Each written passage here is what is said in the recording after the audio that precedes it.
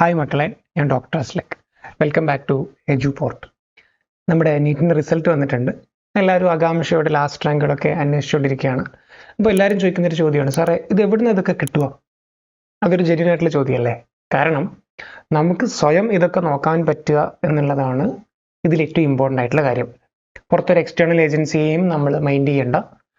നമുക്ക് കിട്ടുന്ന ഡാറ്റ 100% നമുക്ക് തന്നെ വെരിഫൈ ചെയ്യാം. നമ്മുടെ സാധ്യതകൾ പേഴ്സണലൈസ് ചെയ്ത് നമുക്ക് തന്നെ നോക്കാം.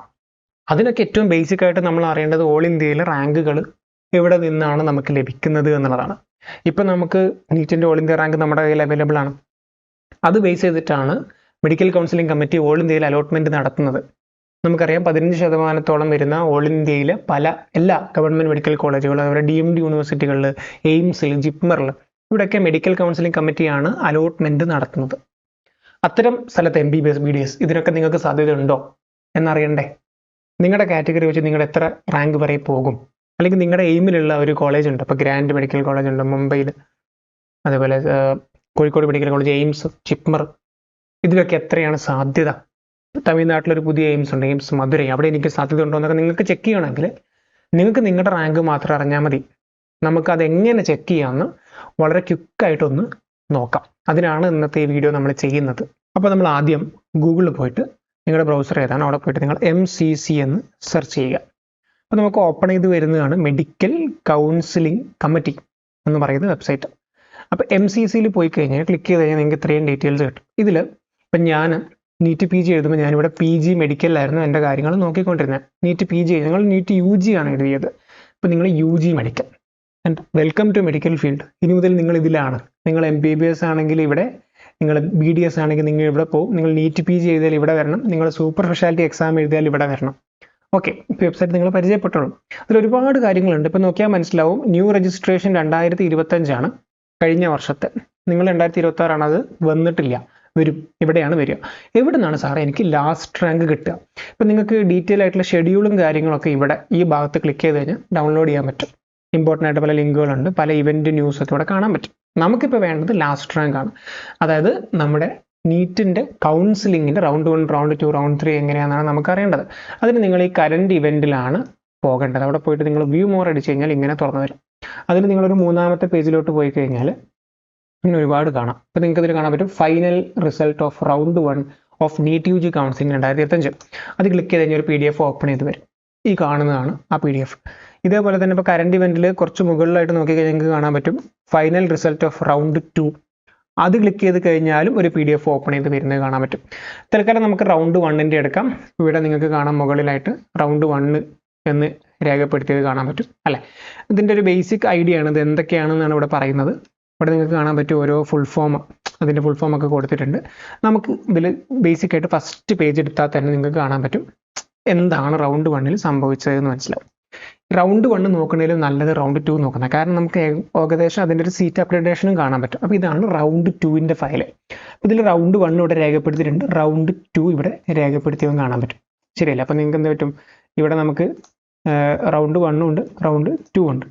അപ്പം റൗണ്ട് 1 എടുക്കുകയാണെങ്കിൽ ഇവിടെ നിങ്ങൾക്ക് മനസ്സിലാവും റാങ്ക് 1 ഓൾ ഇന്ത്യയിൽ എയിംസ് ഡൽഹിയാണ് എടുത്തത്, MBBS ആണ് എടുത്തേക്കണത്. മനസ്സിലായോ? അതാണ് സംഭവം. അപ്പോൾ ഇങ്ങനെ ഇപ്പം നിങ്ങൾക്ക് ഏത് റാങ്ക്, ഇപ്പം നിങ്ങളുടെ റാങ്ക് ഇവിടെ നോക്കുക. ഇതിൽ ഈ കാണുന്നതാണ് മക്കളെ റാങ്ക്. ഇത് സൈൻ നമ്പറാണ്. അതായത് ഈ കാണുന്നതാണ് റാങ്ക്. ഓക്കെ, ഇത് അതിൻ്റെ സൈൻ നമ്പറാണ് കേട്ടോ. ഇതിലൊരു മിസ്മാച്ച് കാണാൻ പറ്റുന്നുണ്ട്. അപ്പോൾ അത്രയും പേര് ഓൾ ഇന്ത്യയിൽ അപ്ലൈ ചെയ്തിട്ടില്ല അതിനിടയിൽ, അതുകൊണ്ടാണ് മിസ്മാച്ച് വരുന്നത് കേട്ടോ. അപ്പോൾ ഈ 3500 റാങ്കുള്ള കുട്ടിക്ക് കഴിഞ്ഞ വർഷം സർദാർ പട്ടേൽ മെഡിക്കൽ കോളേജിലാണ് കിട്ടിയിട്ടുള്ളത്. മനസ്സിലായോ? ഇനി നിങ്ങൾക്ക് അപ്പോൾ കോഴിക്കോട് മെഡിക്കൽ കോളേജ് അറിയണമെന്നാണ് ആഗ്രഹമെങ്കിൽ നമുക്ക് അതിനനുസരിച്ച് സെർച്ച് ചെയ്യാൻ പറ്റും. ഇപ്പോൾ നമ്മളിതിൽ Ctrl F അടിച്ച് നമ്മൾ സെർച്ച് ചെയ്യാമെന്ന് വിചാരിക്കുക. 1 മിനിറ്റ്. ഇതിൽ ഞാനിവിടെ കോഴിക്കോട് എന്ന് സെർച്ച് ചെയ്യാം. സ്വാഭാവികമായിട്ട് ഒരുപാട് സെർച്ച് ലിസ്റ്റ് വരുന്നത് ഗവൺമെൻറ് മെഡിക്കൽ കോളേജ് കോഴിക്കോടിൽ കഴിഞ്ഞ വർഷം 309 ഓൾ ഇന്ത്യ റാങ്കുള്ള കുട്ടിയാണ് എടുത്തിരിക്കുന്നത്. ആ കുട്ടി അവിടെ MBBS ആണ് എടുത്തിരിക്കുന്നത്. ആ കുട്ടി അവിടെ റിപ്പോർട്ട് ചെയ്തിട്ടുണ്ട്. ആ കുട്ടി സെക്കൻഡ് റൗണ്ടിൽ അപ്ഗ്രഡേഷൻ തിരഞ്ഞെടുത്തിട്ടില്ല. ഇത്രയും ഡീറ്റെയിൽസ് നമുക്കിൽ മനസ്സിലാവും. ഇപ്പോൾ മഞ്ചേരി മെഡിക്കൽ കോളേജിൽ ഞാൻ പഠിച്ച മഞ്ചേരി, അവിടെ എത്ര കയറിയ നോക്കിയാലോ ഫസ്റ്റ് വന്നിരിക്കുന്ന കുട്ടി 3500 ഓൾ ഇന്ത്യ റാങ്കിൽ ആ കുട്ടി മഞ്ചേരി മെഡിക്കൽ കോളേജിൽ കയറിയിട്ടുണ്ട്. ആ കുട്ടി അവിടെ റിപ്പോർട്ട് ചെയ്തിട്ടില്ല. ആ കുട്ടി സെക്കൻഡ് റൗണ്ടിൽ ചോയ്സ് ഫില്ല് ചെയ്തിട്ടുമില്ല. ഇത്രയും ഡാറ്റ നമുക്ക് അവൈലബിൾ ആണ്. ഇനി നിങ്ങൾക്ക് നിങ്ങളുടെ മനസ്സിൽ നിങ്ങളുടെ റാങ്ക് ഉണ്ട്, നിങ്ങൾക്ക് അതിൽ സാധ്യത ഉണ്ടോ എന്ന് അറിയണം. അപ്പോൾ നമുക്ക് എന്ത് ചെയ്യാം, കൺട്രോൾ F അല്ലെങ്കിൽ സെർച്ചിൻ്റെ ഓപ്ഷൻ എടുത്തിട്ട് 10500 നമുക്കൊന്ന് സെർച്ച് ചെയ്ത് നോക്കിയാലോ. 10500 സെർച്ച് ചെയ്തപ്പോൾ ഇതാ 10500 ഓൾ ഇന്ത്യ റാങ്കുള്ള കുട്ടിക്ക് രാജമുത്തയ്യ മെഡിക്കൽ കോളേജ് അണ്ണാമല യൂണിവേഴ്സിറ്റിയിൽ MBBS ആണ് കിട്ടിയത്. ആ കുട്ടി അവിടെ റിപ്പോർട്ട് ചെയ്തിട്ടില്ല. അപ്പോൾ ഇങ്ങനെ എല്ലാ ഡാറ്റയും ഇതിൽ അവൈലബിൾ ആണ്. അതേപോലെ ഇപ്പോൾ നിങ്ങൾക്ക് ഞാൻ പറഞ്ഞില്ല, ഓരോ എക്സാമ്പിൾ എടുക്കും. ഇപ്പോൾ തൃശ്ശൂർ മെഡിക്കൽ കോളേജാണ് നിങ്ങൾ നോക്കുന്നതെങ്കിൽ തൃശ്ശൂർ മെഡിക്കൽ കോളേജ് എടുത്തു കഴിഞ്ഞാൽ നമ്മുടെ ഓരോന്നോരോന്നില്ല. ഇപ്പോൾ 11,000 റാങ്കിൽ കാണാൻ പറ്റുന്നുണ്ട്. തൊട്ട് മുകളിലോട്ട് പോയി കഴിഞ്ഞാൽ പല പല റാങ്കിൽ നിങ്ങൾക്ക് ഗവൺമെൻറ് മെഡിക്കൽ തൃശ്ശൂർ. ഇപ്പോൾ ഡെൻ്റൽ കാണാം, MBBS ആണ് ചെക്ക് ചെയ്യണം, MBBS ആണോ BDS ആണോ ചെക്ക് ചെയ്യണം. 6000 പോയിട്ടുണ്ട്. ആ കുട്ടിയുടെ കാറ്റഗറി ഓപ്പൺ കാറ്റഗറിയാണ്. അതേപോലെ തന്നെ ഇവിടെ ഇതാ 6000 അഗെയിൻ ആ കുട്ടിക്ക് തൃശ്ശൂർ കിട്ടിയിട്ടുണ്ട്. ആ കുട്ടിക്ക് തൃശ്ശൂർ കിട്ടിയിരിക്കുന്നത് എങ്ങനെയാണ്? ഇപ്പോൾ ഇവിടെ നോക്കുകയാണെങ്കിൽ 6000 റാങ്കുള്ള കുട്ടിക്ക് ആദ്യം കോന്നി മെഡിക്കൽ കോളേജ് കിട്ടി ഒന്നാമത്തെ റൗണ്ടിൽ. ആ കുട്ടി അവിടെ റിപ്പോർട്ട് ചെയ്തില്ല. നമുക്കറിയാം ഓൾ ഇന്ത്യ ഫസ്റ്റ് റൗണ്ടിൽ ഫ്രീ എക്സിറ്റ് ഉണ്ട്. അപ്പോൾ ആ കുട്ടി പിന്നീട് സെക്കൻഡ് റൗണ്ടിൽ പങ്കെടുത്തപ്പോൾ ആ കുട്ടിക്ക് തൃശ്ശൂർ കിട്ടി. ആ കുട്ടി ഫ്രഷ് അലോട്ടാണ്. ഇത് സെക്കൻഡ് റൗണ്ടിൻ്റെ ഫയലാണ്. ഇപ്പോൾ തേർഡ് റൗണ്ടിൻ്റെ ഫയൽ എടുത്താൽ ആ കുട്ടി അവിടെ ജോയിൻ ചെയ്തോ ഇല്ലേ നമുക്ക് അറിയാൻ പറ്റുള്ളൂ. തേർഡ് റൗണ്ടിൻ്റെ ഫയലും എന്തുണ്ട്, ഇപ്പം 6039. അപ്പോൾ നമ്മളിവിടെ പറഞ്ഞ തേർഡ് റൗണ്ടിൻ്റെ ഫയൽ എന്ന് പറഞ്ഞു കഴിഞ്ഞാൽ ഇവിടെ തേർഡ് റൗണ്ടിൻ്റെ ഫയൽ കിട്ടും. ഇതാണ് തേർഡ് റൗണ്ടിൻ്റെ ഫയൽ. അപ്പോൾ നമുക്ക് ഈ കുട്ടിയുടെ ഡാറ്റ അറിയണം 6039. അപ്പോൾ നമ്മളിവിടെ പോയിട്ട് എന്ത് ചെയ്യുന്നു, 6039 സെർച്ച് ചെയ്ത് കഴിഞ്ഞാൽ നമുക്ക് ഡാറ്റ കിട്ടുന്നത് 6039 ഉള്ള കുട്ടി ഇതാ തൃശ്ശൂരിൽ കണ്ടോ. ആ കുട്ടിയുടെ കാര്യം തന്നെയാണത്. ആ കുട്ടി നോക്കൂ, ആ കുട്ടി കോന്നിയിലുണ്ടായിരുന്നു. ആ കുട്ടി കോന്നിയിലുണ്ടായിരുന്നു, അവിടെ MBBS ഉണ്ടായിരുന്നു. ആ കുട്ടി അവിടെ റിപ്പോർട്ട് ചെയ്തില്ല. ആ കുട്ടിക്ക് തൃശ്ശൂർ കിട്ടി. ആ കുട്ടി റിപ്പോർട്ട് ചെയ്തു. തേർഡ് റൗണ്ടിൽ ആ കുട്ടി പങ്കെടുത്തിട്ടില്ല. എല്ലാ ഡാറ്റയും പബ്ലിക്കലി അവൈലബിൾ ആണ്. നമ്മുടെ ഗോൾഡ് മെയിൻ ആണ് ഈ കാണുന്ന മെഡിക്കൽ കോളേജ് കൗൺസിലിംഗ് കമ്മിറ്റിയുടെ വെബ്സൈറ്റ് നിങ്ങൾ മനസ്സിലാക്കുക. അപ്പോൾ ഈ പബ്ലിക്കായിട്ട് അവൈലബിൾ ഡാറ്റ ഉപയോഗിച്ചിട്ട് നിങ്ങൾ എന്ത് ചെയ്യുക, നിങ്ങളുടെ അഡ്മിഷൻസ് പ്ലാൻ ചെയ്യുക. പ്രയോറിറ്റി ഓർഡർ വേണം നിങ്ങൾക്ക് ഇത് വെച്ചിട്ടൊക്കെ അത്യാവശ്യം നിങ്ങൾക്ക് ഉണ്ടാക്കാം. നിങ്ങളുടെ ഇഷ്ടമാണ്.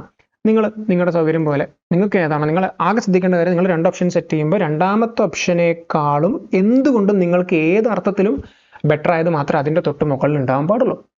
അതായത് നിങ്ങൾ വെക്കുന്ന ഓപ്ഷൻ്റെ തൊട്ട് മുകളിൽ ഉണ്ടാകുന്ന ഓപ്ഷൻ ആയിരിക്കണം 100% നിങ്ങൾക്ക് ഏറ്റവും പെർഫെക്റ്റ് ആയത്. മനസ്സിലായോ? അതിൽ ഒരു തരത്തിലുള്ള മണ്ടത്തരവും നിങ്ങളെ ഭാഗത്തുനിന്ന് വരാൻ പാടില്ല.